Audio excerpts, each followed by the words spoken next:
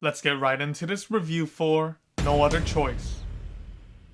Alright, so this film is directed by Chan-wook Park. It's not too often that a Korean blockbuster makes its way over to the US and creates a strong buzz and presence around the film. And it's safe to say that after randomly witnessing the trailer during the previews for another film, I was totally on board with what this cinematic package seemingly had to offer. And now that I've seen the film, what did I think about the cinematic package here? This was a really solid time. To start with the positives, I think the themes and ideas are well encapsulated into the story, with everything coming full circle by the end. There's some potent and relevant concepts that I believe will allow this film to stand the test of time as a cinematic package. Themes dealing with the unforgiving nature of capitalism on the general workforce, complicated aspects of identity and duty that have to be maintained while in a family dynamic, or the rise of AI as a huge replacement in the workforce to what can already feel like a cutthroat capitalist society. The film covers some harsh truths about discussions that are generally left unsaid and brings them all to the surface in a dark comedic style, and I really dug this presentation of the messaging involved here. Now, another positive is the cast. We follow Byung-hun Lee as the main lead for majority of the film, and he carries a lot of the scenarios on his back as the acts play out. Everyone else here filled their character roles well enough, so kudos to the entire ensemble on board for this story. Also, a big shout out to the visual department. There's a lot of clear and concise visuals that have multiple layers of meaning to them. A lot of the joint effort from the cinematography, visual effects, and editing helped to methodically place some deeply rooted metaphors for the audience to figure out as the story progresses. And I thought all of it was well done to make for a smart enough story that finds a nice balance without getting too lost in the sauce with what it's trying to tell. Now, as for the negatives, I think one of the core flaws to this experience is the runtime. Especially with knowing how the film concludes now,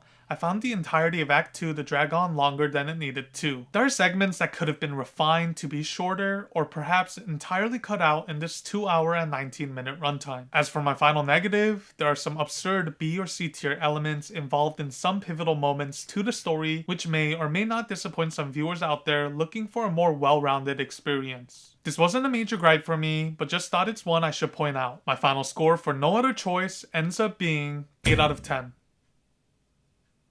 This was a really solid cinematic experience. Now, I don't think this film had a deep of an impact compared to my first time witnessing another Korean film called Parasite at the theaters when it first released, but this was still a fun experience that I can definitely recommend checking out at the theaters once if you were already interested. Anyways, thanks for checking this review out. I'll have another one coming out this week, so stay tuned for that. Like and subscribe, and I shall see you on my next upload. Until then, stay safe out there, and peace.